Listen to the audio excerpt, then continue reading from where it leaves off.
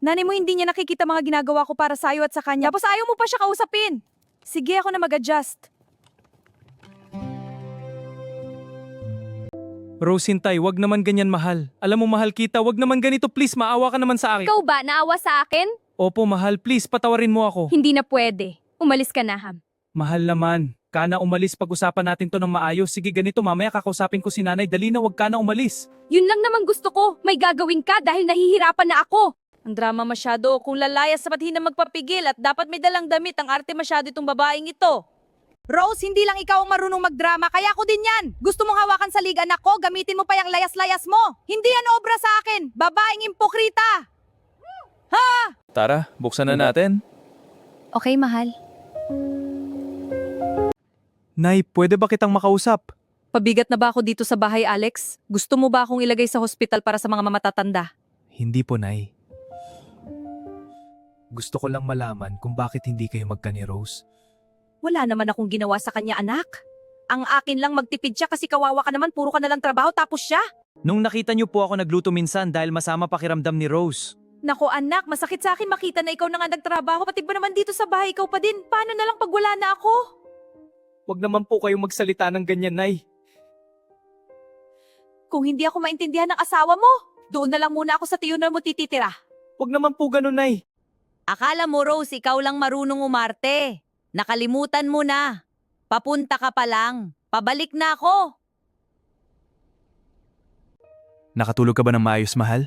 Oo, mahal. Pasensya ka na sa akin kagabi. Sadyang napuno na lang talaga ako. Ayoko naman makipagsagutan sa nanay dahil nanay mo pa din yun. Okay lang, mahal. Nakausap ko na si nanay. Kaso parang napasama pa. Bakit, mahal? Anong sabi? Sabi niya doon na lang daw siya muna kanila, Tio Noel. Huwag ka na mag-alala. Ako na ang gagawa ng paraan maging okay kami.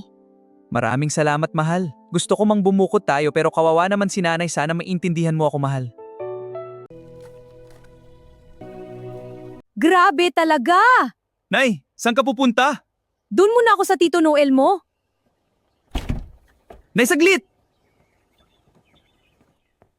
Nay, wag naman ganito. Parehas kayo ng asawa ko, mahal ko. Ayaw ko magkaganito tayo. Kahit ako, ayaw ko ng gulo. Yang asawa mo kasi. Nay, mahal, ngayon andito na tayo, dapat natin pag-usapan ng harapan ito para matapos na. Parehas kayong importante sa akin. Nay, ano po ba problema nyo kay Rose? Sabihin mo yung totoo para alam niya mali niya. Kasi kung lagi natin idadaan sa galit at parinig, walang katapusan nito. Yang asawa mo! Yang asawa mo! Araw-araw na lang tanghali nagigising, tapos pag may naluto na akong ulam hindi kinakain. Nagluluto ng iba, yung niluto ko. Sino nakakain? Sinong hindi magagalit doon, anak? Hindi mo pinupulot ang pera. Tapos siya ganon. Kahit sinong nanay hindi matutuwa. Nay, huminahon po kayo. Umupo po muna kayo para marinig nyo din si Rose. Ikaw, mahal, ano masasabi mo kay nanay?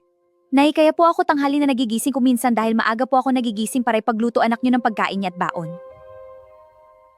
Nay, hindi niyo rin ba napapansin? Simula dito ako tumira, hindi na po kayo naglalaba? Dahil madaling araw pa lang nalabahan ko na po. Ayaw ko po matambakan ng labahan, yung mga basura natin nasa labas na. Makapal pa din ba tingin mo sa mukha ko? At nino nagkasakit, kasino po nag-alaga sa inyo? Di ba po ako? Nakalimutan niyo po ba yun? Nay, yung sa pagkain naman, ayoko po talaga dun sa ibang luto nyo dahil masyado pong maalat para sa akin para hindi po sumama loob ninyo. Hindi po ako nagreklamo. Kaya pinili ko na lang magluto munti para may makain ako. Kaso kinagalit nyo. Kung makapal pa din mukha ako sa panmasakit kayang isusuli ko na anak ninyo. Ayaw ko ng gulo. Hindi po ako pinalaki ng magulang ko at pinagtapos ng pag-aaral para lang isiksik sarili sa lugar na ayaw sa akin. Parang alabas nito ako yung kontrabida. Wala ko ibang gusto, anak. Yung ikabubuti mo lang. Ayaw ko na usapan na to. Kung gusto nyo umalis, go! Mas okay mag-isa ako kaysa magsakit dilib ko bumukod na kayo. Nay, wag naman po ganun. Kung alis kami, wala kang kasama dito. Mas gusto ko pa mag-isa dito kaysa araw-araw ako ma-stress sa sarili kong pamamahay.